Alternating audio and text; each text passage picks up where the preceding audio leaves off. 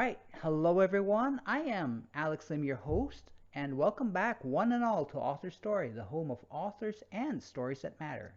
This episode's featured guest is Ann Druyan, author of Cosmos Possible Worlds. And for those of you who might not be aware of who she is, just one of the things Anne has done was to be the creative director of NASA's Voyager Interstellar Message Project, which helped design the two golden LPs that are presently being carried by Voyagers 1 and 2 out into interstellar space. So, Anne, welcome to Author Story. Thank you very much for being with us. Thank you so much for having me, Alex. You're welcome. Now, Anne, I must confess, I don't know where to start with your credentials. You're involved with quite a few things, like you're a fellow for the Committee of Scientific Investigation of Claims for the Paranormal. You've served as a program director for Cosmos One Solar Sail Deep Space Mission, and you're also involved in the advisory board of the Carl Sagan Institute. That said, you're also involved with producing science-based entertainment, doing broadcasts. You're also working to preserve the environment, and you also work with, to provide pediatric care to disadvantaged kids. So I really have to ask, how the heck do you do all that? Uh, well, some of those things I was doing in the past and I'm no longer doing, but I guess it's because when you love what you do Mm. and when you feel what you do is meaningful, Mm-hmm. it gives you so much energy and Mm. appetite for more work. So I've been very lucky in that I've had the greatest luxury, which is to only work on those things I really believe in. Wow. Nice, nice. Wow. And you've also been honored in several ways. Like, I think you have an asteroid named after you, you and Mr. Sagan both.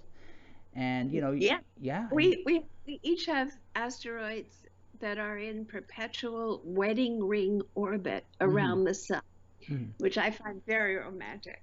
Right. So, for those of us who aren't aware of a wedding ring orbit, what is this? Exactly, just imagine that the orbit of these two bodies, the orbits, are linked as two wedding rings within each other in Mm. in their orbits around the sun. And Mm-hmm. that is, I mean, what a dream. That is so beautiful. And I was lucky enough to receive this honor when Carl was still alive, and Mm. it meant so much to both of us. Right. And so wedding ring orbits, like these two are two interlocked rings, and then the sun is right smack in the middle of the Yes, commonality of the two arcs. Okay. All right. Nice. beautifully said. All right. Okay. And of course, you are awarded the title of Humanist Laureate, International Academy of Humanism. All of which, all of the work that you've done is related to science, more or less related to science and technology. So for me, that's an indication of the kind of impact you've had on science.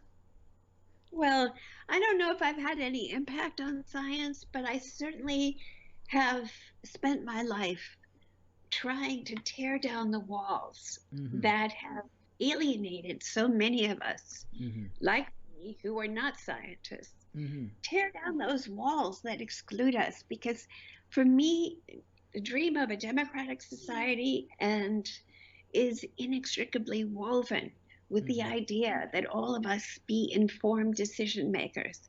Right. And when I was in school, I felt so left out of science. I couldn't do the math. I Mm. didn't get it.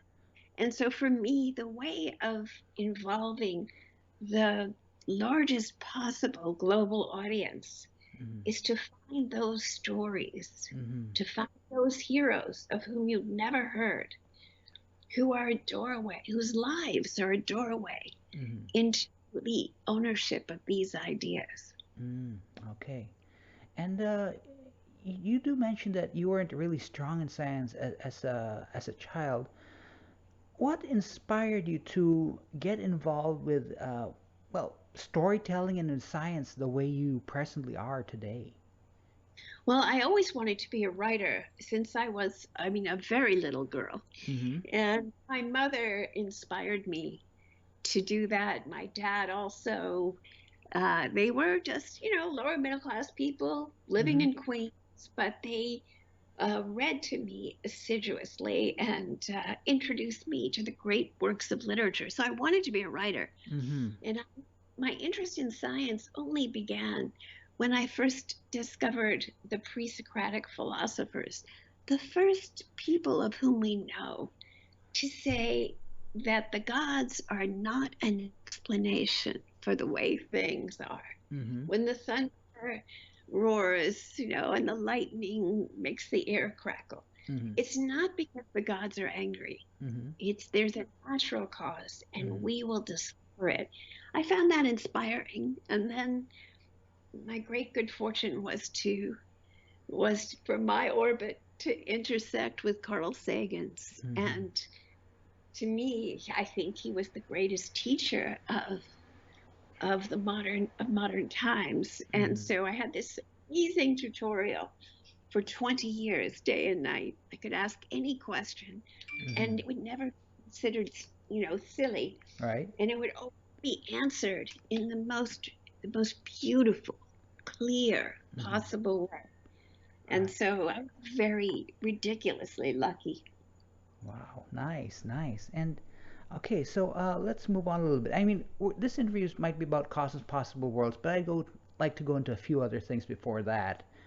Uh, one, you were involved with the Voyager project, as I mentioned in introduction. How exactly did you get involved in this? I mean, you were a writer first and foremost, but you were very involved with the creation of the sounds and all the things that went onto those golden LPs. Uh, I was actually the creative director of the project, Okay. and this is a really it was through a completely remarkable and fortuitous series of events. Mm-hmm. Carl Sagan and I, as friends and colleagues, had worked together on a television project that never got produced, but Mm-hmm. this was in 1976, and Carl and I had our first experience of thinking together during that period. And Carl was, he was never a victim of the biases and blindnesses of his time. Mm-hmm. He looked at everyone with a completely openness. And so, in a time that was extremely sexist and very disregarding of the contributions of women, Mm-hmm. he turned to me and asked me to be the creative director of the project, which Mm. created those two golden records that are consist of 118 pictures, Mm-hmm. 20 pieces of music, Mm-hmm. the sound essay, which he referred to, and greetings in 59 human languages Mm-hmm. and one language of the humpback whales. Mm-hmm. So, so that was, the thing about the Voyager record, of course, is that each of the two Voyager spacecraft Mm-hmm. would have a record and instructions for play and even a phonograph stylus Mm-hmm. included on the spacecraft. Mm-hmm. And those two spacecraft are the farthest objects ever touched by human hands. Yes. They have a projected shelf life, get ready for this, Mm-hmm. of 5 billion years. All right. And the idea that long after, even the shape of the continents would be unrecognizable Yeah. to someone who lives now, Mm-hmm. music, our hopes, our images, our sounds Mm-hmm. will live on. And I like to think of the Voyager mission, which Carl was a scientific participant in, Mm-hmm. the first epic reconnaissance of the outer solar system. I like to think of that mission as the intersection of our science, our civilization, our culture, our feelings. Um, and to me, that is just exactly who Carl was, someone whose soul was not divided into little compartments, Mm-hmm. but it was all of a piece. Mm-hmm. Right, right. And it's remarkable. I think I remember reading recently, like Voyager 1, Voyager 2, they're now in interstellar space. They're beyond the influence of our solar system. Yeah, well, in some sense, yes. In some sense, no. And that Okay. is that is what you're not incorrect, because that is how it's been presented. Mm-hmm. But the two Voyagers, have gone beyond that place where the solar wind ends and the Mm-hmm. interstellar medium begins. Mm-hmm. However, they are nowhere near the Oort cloud, Mm-hmm. the outer shell of cometary nuclei, Mm-hmm. trillions of them, in fact, that are bound to the sun gravitationally. Ah. So, in one sense, what you're saying is true, but in another sense, it will not be true for a long time. And Mm-hmm. they move at 35,000 miles an hour, Yeah. and we still communicate with them every week, Wow. 43 years after Wow. launch. That's how well they were made. Yeah. Very sturdy, very durable. And well, getting back to the content of the LPs, I mean, you did mention all of these, all of the content, like human, 55 human languages, whale language. How did you? What was your criteria essentially for including things? Or maybe I should ask, what's your criteria for not including things? Because there's a lot. Yes, there is a lot. There was only limited space on the record, even though a record at the time was, the most information dense medium that we could choose. Mm, And I was not alone in those choices. I was a member of a group, including Carl, of course, mm-hmm, and Frank Drake, the great astronomer, and three other people. And so it was a core group involved. And there was much debate about what to include, what not to include. But I think one of the things I'm most proud of is that the Voyager record is, in a sense, the beginning, at least in Western culture, mm-hmm, of something called world music, which didn't exist before Voyager. mm-hmm. And this was the idea that we couldn't send a message that would be truly representative of Earth if we weren't willing to investigate those cultures we had little familiarity with. Mm-hmm. And so I'm very proud of the way it stands up as representing so many different aspects Mm-hmm. of who we are. Mm-hmm. And no, it was, there were some things like the sound essay, which I was able to do myself, Right. and but most of it was a group effort. Mm-hmm. Right. Okay. All right. Cool. All right. Fantastic. Okay. Now to get on to kind of what started off everything in the public mind, where I'm talking about the book Cosmos, which came out in 1980, and also the TV series that came out, Cosmos: A Personal Voyage. Now, the successful book is a matter of record. And for me, when I was a kid watching TV series, I was just enthralled by what was presented. You were a writer for that TV series, so I have to ask, was this the first time you had done anything like this? I know you're a writer, but, have you, was this the first Yes, time you did a project like this? yes. Carl and I and Steve Soder, our co-writer, who's also an astronomer, had Mm-hmm. never done anything like this before. It was Mm-hmm. like jumping into the middle of the Pacific Ocean and learning how to swim. All right. So we just we went on what our brains and hearts told us, Mm-hmm. and I'm so proud that people are still watching the original Oh series. yeah. It's still so valid Yeah. to tribute to Carl's brilliant Mm-hmm. scientific and poetic mind, Mm-hmm. and and it still has things to teach us, even some 40 years in Yeah. the most eventful of the most eventful years in the history of science. Mm-hmm. So no, we were just completely going on what our brains and our guts told us Mm-hmm. we wanted to say. And I must say, it's an impactful series. It's an impactful book because it made science accessible to the average person. That was the dream, you know. Okay. It, this information belongs to everyone. It's a birthright. Hmm. And Carl knew um, that you couldn't work on these massive, expensive scientific projects like the Voyager mission, for instance, Hmm. which is was paid for entirely by the taxpayers. Hmm. You do that kind of science and not feel a responsibility as citizens to communicate to absolutely everyone what the insights and discoveries that the Voyagers made. So this was, this is exactly who he was. He would go to naturalization ceremonies. No one Mm-hmm. knew this. No one, there was no public relations apparatus to spread the word, but he would regularly go to them.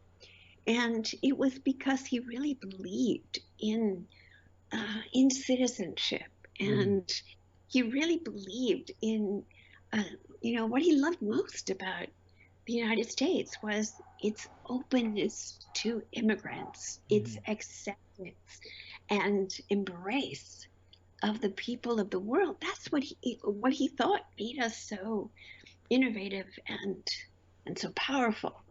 And he would go to, the day before school started in September in Tompkins County, where I live in upstate New York. Mm-hmm. He would talk to the teachers in the county and try to inspire them with his admiration for what they were doing and the sacredness of their work. He was a true citizen scientist, Mm-hmm. and that's why more people love him Mm-hmm. now than even when he was alive. Mm-hmm. All right. Well, that's a big impact right there. Okay, so let me move a little bit forward in time. Now, you didn't stop there. I mean, in the 1990s, you co-produced and co-created the movie Contact, which, I watched and for me was probably one of the better representations of hard science fiction I'd seen on screen. And what got me into it was it's also grounded in the realities of human thought and society. You and Carl conceived the story initially as a film in 1979. So what drove you guys to write a story like this? Well, many things. One is back then, it was very common for people to say, mostly men, Mm-hmm. well, if women are so smart, how come where are the female Leonardos? Where are Mm-hmm. the, you know? And that was the inspiration for Mm. creating Eleanor Arroway, the hero of Contact. We wanted to create an adventure, a saga, an odyssey in which a woman gets to go on the journey while all the men stay home. So that was Right. one part. The second part of it was that every time we went to a sci-fi movie, with few exceptions, Carl would begin to twitch, Mm-hmm. and I could sense his irritation because, he would say, nobody works for less money than a grad student in science. This is Right. $100 million movie. Couldn't they afford to hire a single grad student to set them straight about the physics? Right. It bothered him because he loved, for him, great art had to have some truth. Mm-hmm. And so he set out to create a sci-fi novel in which the science was right, Mm-hmm.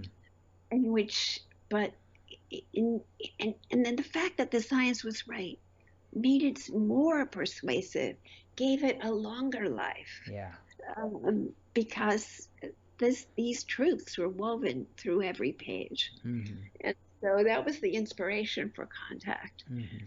And I have to say, one of the great pleasures of my life is that so many women have contacted me over the years and continue Mm-hmm. to say it was seeing Contact that put them on their trajectory to Mm-hmm. become scientists, to teach science, to study science, and Mm-hmm. that makes me very happy. Right, right, great, and it's great work too. I mean, I really I really love the movie and I really love the story. All right, so many of the ideas you present back then, 70s, 80s, 90s, they were only theoretical, but you had given the world this window of the imagination into things like, extrasolar planets, life on Jupiter, even travel to other stars, which we are now kind of starting off with. But I have to ask, did you ever think that the conquest of space would eventually involve private companies? I know it's part of the story in Contact, But was it really pondered on when you were creating the original Cosmos? Well, you know, we created SR had, you know, the kind of what is he sort of part, you know, this is before Elon Musk Mm-hmm. and Jeff Bezos, but it was kind of in a way prophetic. Mm-hmm. But Carl and I, he believed, and I still believe Mm-hmm.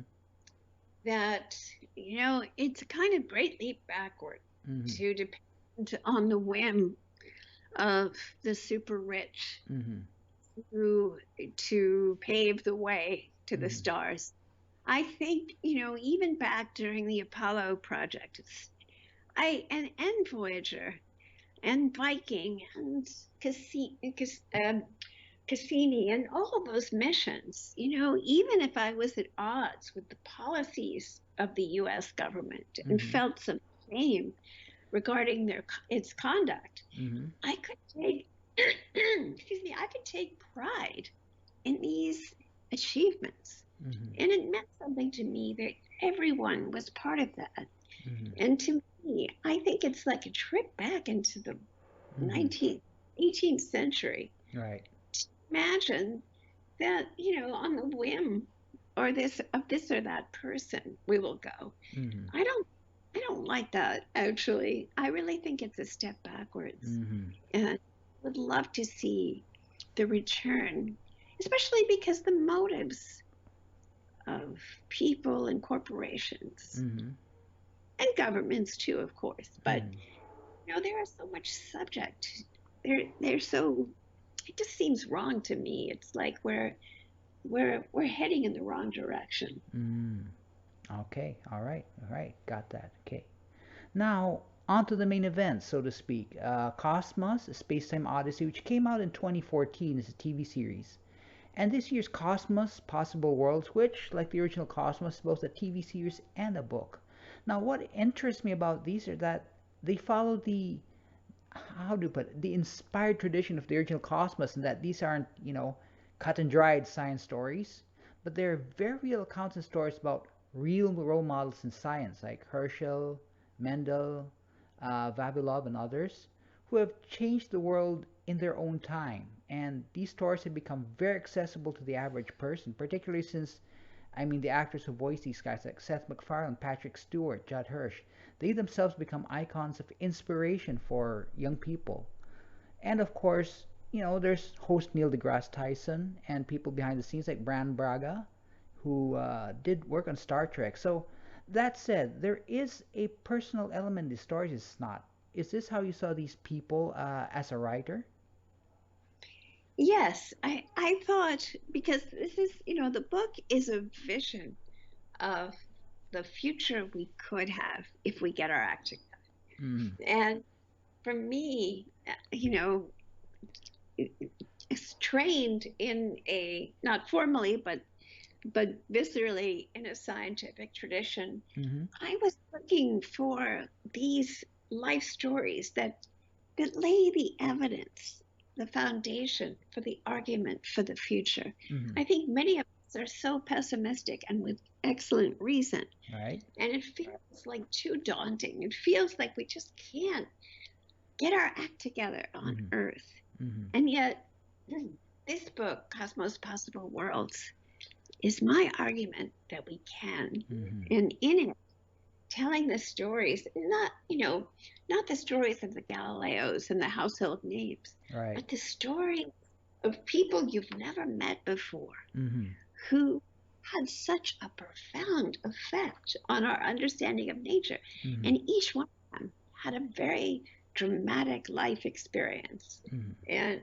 And yet they, against all odds, they persevered. These are heroes who never killed anyone, Mm-hmm. who never committed an act of violence, Mm-hmm. but who were willing to put their lives on the line so that we, people who lived in the future, could understand nature better Mm-hmm. and be better equipped to flourish. Mm-hmm. And so I love honoring them because no one has given them their due before. Mm-hmm. And I also reminding all of us that we have what it takes as a species, that all of us are descended from generations of people who had their backs to the wall. Mm-hmm. And now it's our turn to Mm-hmm. stand up.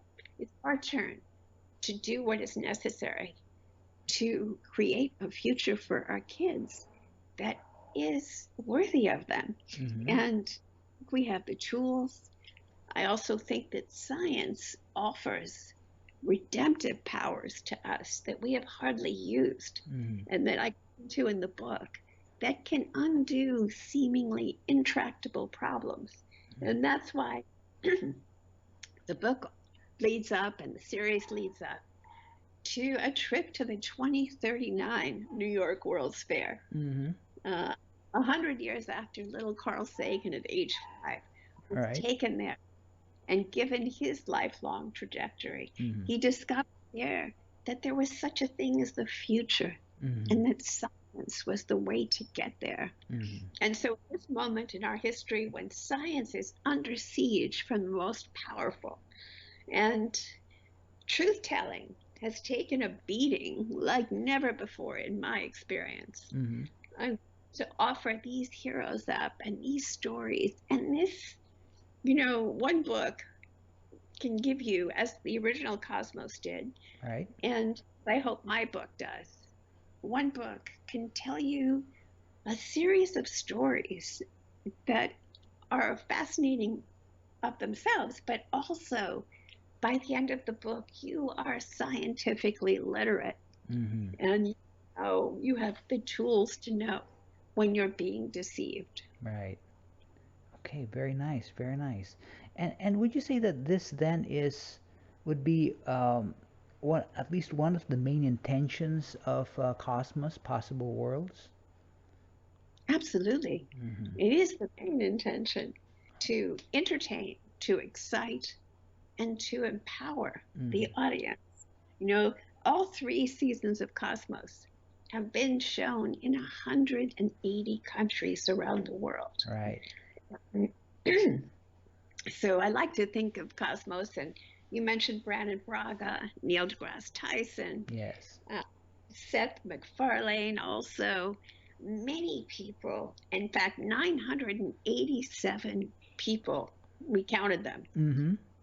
worked on this series over a period of 3 years Mm-hmm. to bring you the dazzling visual effects and the dramatic stories. And I am I was very lucky to find those particular 985 people Wow. because it was a joy to work with all of them. Right. Great. And I must say, I mean, I love the way the tradition continues of, making the scientific concepts and principles and the people behind the science, accessible to the average person.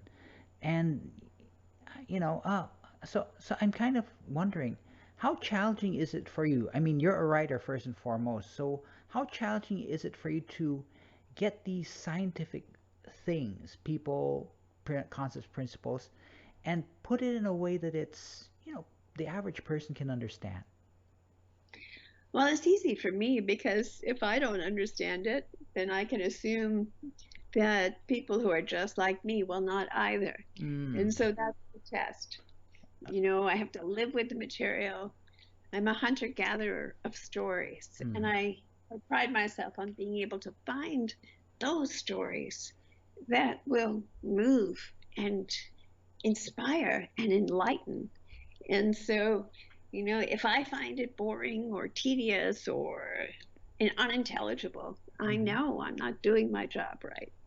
Okay, well, from what I've seen already, I mean, you are well, you certainly succeeded. I mean, you have done your job right. Oh, thank you so much, Alex. You're That's wel- very kind of you. you're welcome. It's Okay, been a pleasure talking with you. all right, thank you. Now, in the last minute or so of this interview, Anne, are there any last words of wisdom you'd like to say, to share, maybe to inspire our listeners? It matters what's true. Mm-hmm. Nature will not be deceived. Mm-hmm. So we can tell ourselves all kinds of nonsense and lies and conspiracy theories and baloney. Right. But to the extent that we are uncritical citizens who just sit back and let this nightmare unfold, Mm-hmm. we are failing in the most basic task that even a one-celled organism has to succeed at. Mm-hmm. The entry level for evolution, for life, for existence, is our ability to adapt to our environment. Mm-hmm. This moment in history, our environment is tattered Mm-hmm. and ruined in so many places. Mm-hmm. And so, in order to be not just a good human being, but to be a decent mammal, because mammals care for their offspring, All right. have to sit up, roll up our sleeves, and get to work now. If we don't, the toll in human suffering and death will be even more horrendous. Mm-hmm. The 200,000 people we've lost Mm-hmm. in the last months. Right. It's we have to wake up, we have to get involved, and we have to hold our leaders accountable for their malfeasance and dishonesty. Right. Okay, got that. Okay, great words right there. Great. Thank you. Okay, and so in closing then, our guest is Ann Druyan. The book is Cosmos Possible Worlds, and you can find it on Amazon. So, Anne, thank you very much for being an author story. It was great. It's a real honor being able to speak with you. It was my pleasure, Alex. Thank you for these very generous and deep questions. I really appreciate it. You're welcome. You're welcome. So, everyone, check out Cosmos Possible Worlds, and please, by all means, go ahead and hit that subscribe button to listen to the people and the stories we'll cover in the future. So, see you guys all next time on Author Story, where we get to talk to another fantastic author and hear about their story.